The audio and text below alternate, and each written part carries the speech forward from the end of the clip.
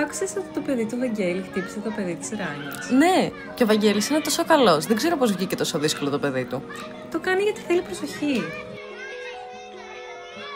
Ναι, χρειάζομαι προσοχή. Ναι, χρειάζομαι φροντίδα. Ναι, χρειάζομαι μάθηση. Χαλάρωση. Ασφάλεια. Στήριξη. Επειδή οι συμπεριφορές πηγάζουν από κάπου, δεν θέλω, χρειάζομαι.